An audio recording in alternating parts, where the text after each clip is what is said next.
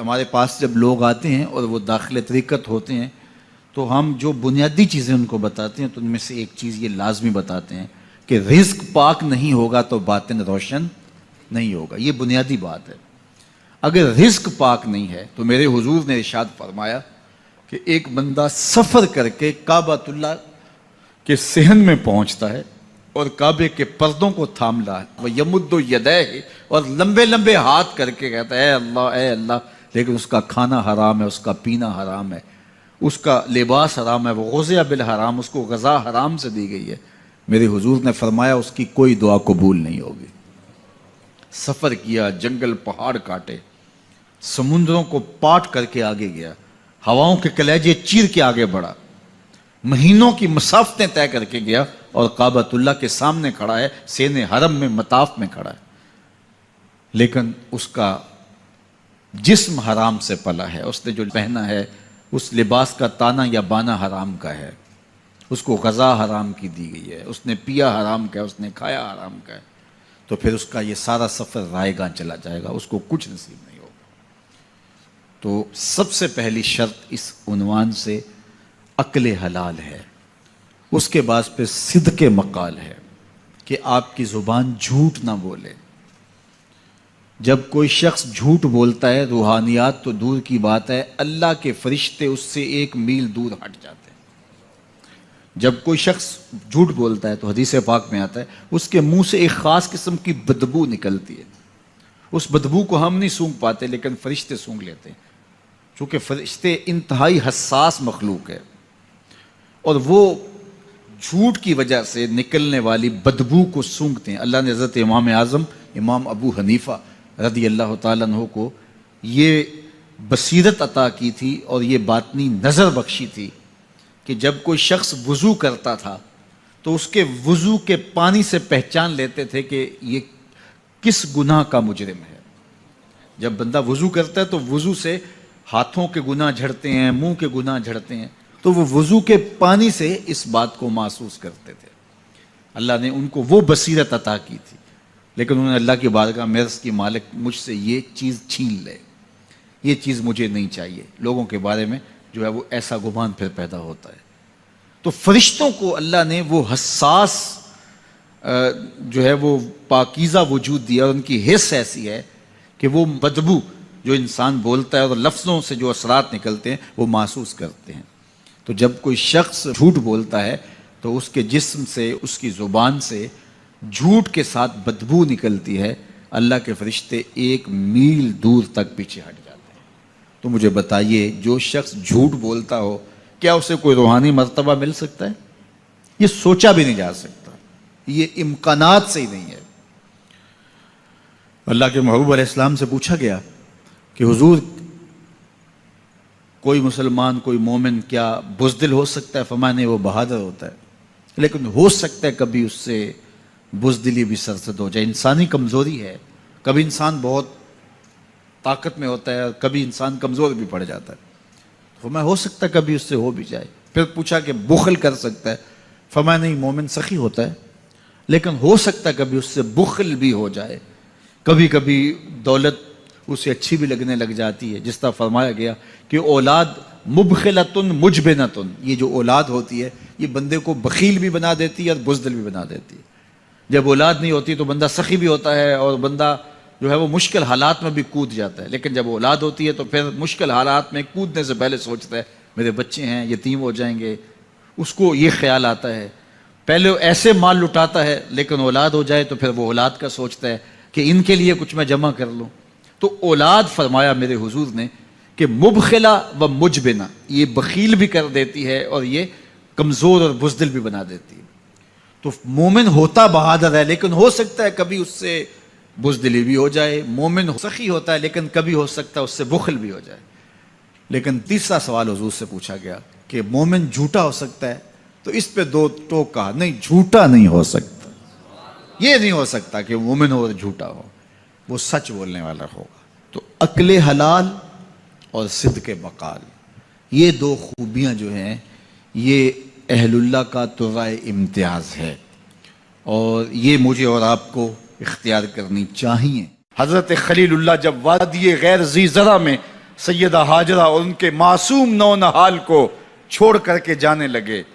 ایسی وادی جہاں حیوانی وجود بھی نہیں تھا، نباتات بھی نہیں پائے جاتے تھے، پانی کا ایک قطرہ بھی دستیاب نہیں تھا.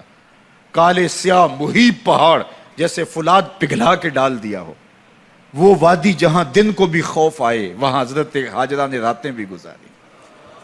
کتنا دردناک لمحہ تھا. جب سحری کا وقت ہوا، حضرت خلیل اللہ دعائیں دے کے رخصت ہونے لگے. حضرت ہاجرہ سلام اللہ نے آگے بڑھ کے اپنے شوہر نامدار کا دامن پکڑ لیا. تمسکت بِأَزْيَالِهِ، دامن پکڑ کے بولی، میرے شوہر نامدار، اس محیب وادی میں، اس پہاڑوں کے دامن میں جہاں دن کو بھی خوف آئے، نونہال معصوم کے ہمراہ مجھے چھوڑ کے کہاں جا رہے ہو؟ حضرت خلیل اللہ نے کوئی جواب نہیں دیا. پھر قدم اٹھایا تو زوجہ نے پھر دامن پکڑا، پھر وہی سوال، پھر کوئی جواب نہیں آیا. تیسری مرتبہ دامن پکڑا، خلیل اللہ کی جانب سے کوئی جواب نہیں آیا. تو خاتون خود بولی، کیا اللہ کا حکم تو نہیں؟ تو حضرت خلیل اللہ نے کہا، نعم، ہاں اسی کا حکم ہے. حضرت ہاجرہ نے دامن چھوڑ دیا، کہا جائیے، خیر سے جائیے، اگر اس کا حکم ہے وہ ہمیں ضائع نہیں ہونے دے گا. جہاں دن نہیں گزارے جا سکتے تھے، پھر اس خاتون نے وہاں راتیں بھی کاٹی. وہ وادی جس میں وحشت بھی قدم رکھتی تھی ڈر ڈر کے، جہاں پھرتے تھے آوارہ تھپیڑے بادے سر سر کے، جہاں پر گھاس اگتی ہے، جہاں نہ پھول کھلتے ہیں، مگر وہ سرزمین ہے آسماں بھی جھک کے ملتے ہیں. اپنی پاک باز بیوی اور نونہال بیٹے کو چھوڑ کے حضرت خلیل اللہ دعائیں دے کے رخصت ہو گئے. تھوڑا سا توشہ تھا، 2-1 دن کے بعد ختم ہو گیا. پھر ماں کی چھاتی سے دودھ بھی خشک ہو گیا.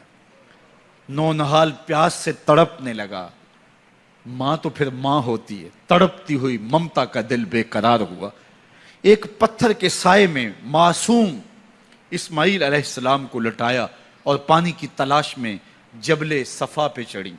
اطراف میں آسمانوں کی طرف دیکھا، کہیں کوئی پرندے اڑتے دکھائی دیں اور پانی کا نشان ملے اور میں وہاں سے بیٹے کے لیے 2 بوند لے آؤں، لیکن کچھ دکھائی نہیں دیا. تا حد نظر پھیلا ہوا آسمان ہی آسمان ہے اور پہاڑی پہاڑ نیچے دکھائی دیتے ہیں. پھر مروہ پہ آئیں، درمیان میں نشیبی جگہ تھی، وہاں بیٹے کا من موہنا چہرہ دکھائی نہیں دیتا تھا. دوڑ کے گزری اور جا کے صفا پہ گھوم کے دیکھا، کچھ نظر نہیں آیا. ادھر بھی دیکھ لیا، ادھر بھی دیکھ لیا، لیکن ماں تھی. پھر دوبارہ صفا پہ آئی، صفا پہ دیکھا، کچھ دکھائی نہیں دیا. پھر تڑپ کے مروہ پہ آئیں، وہاں پھر دیکھا، کچھ دکھائی نہیں دیا. پھر صفا پہ آئی، کبھی صفا پہ کبھی مروہ پہ. تڑپتی ہوئی ماں کی ممتا، بے قرار دل. ادھر پانی کی پیاس سے تڑپتا ہوا معصوم اسماعیل پتھر کی اوٹ میں. درمیان سے ماں گزرتی ہے تو بھاگ کے گزرتی ہے کہ بیٹے کا من مونا چہرہ بھی نگاہوں کے سامنے رہے. ذرا منظر تو دیکھو کتنا دل آویز ہے. اللہ اکبر، سینوں میں پتے پانی ہو جائیں، پتھر بھی ہو تو پگھل جائے اس زہرہ گداز داستان سے. لیکن اللہ پر توکل اور ماں کی بے قراریاں، کبھی صفا پہ کبھی مروہ پہ، زبان پہ شکایت نہیں ہے. پھر جب مروہ پہ پہنچتی ہیں، 7 چکر مکمل ہو گئے، تو ادھر کیا دیکھا کہ معصوم اسماعیل ایڑیاں رگڑ رہا ہے. ماں کا دل ڈولنے لگا کہ بیٹا آخری لمحوں میں. دوڑی کہ بیٹے کو جا کے اپنی چھاتی سے چمٹاؤں، ہو سکتا ہے 2 قطرے دودھ کے اس کی زندگی کی آس بندھا دیں.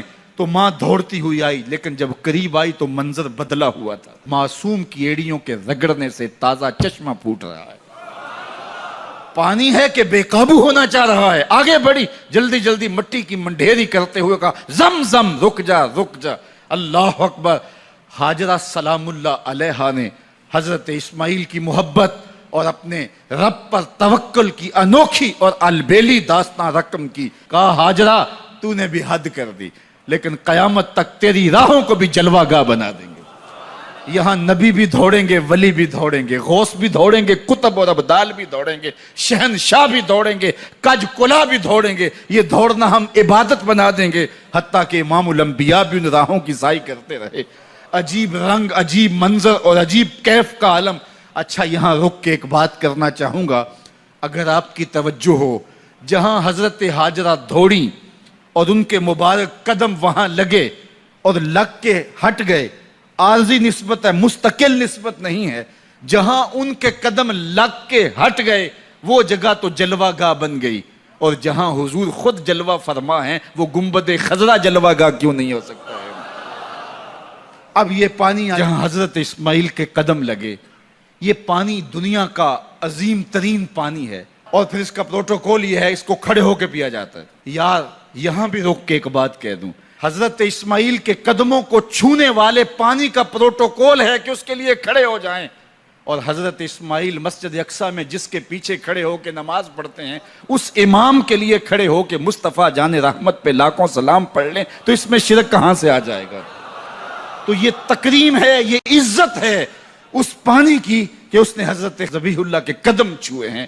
تو یہ سارا حج اللہ اکبر ہمیں ہمارے ماضی سے جوڑتا ہے۔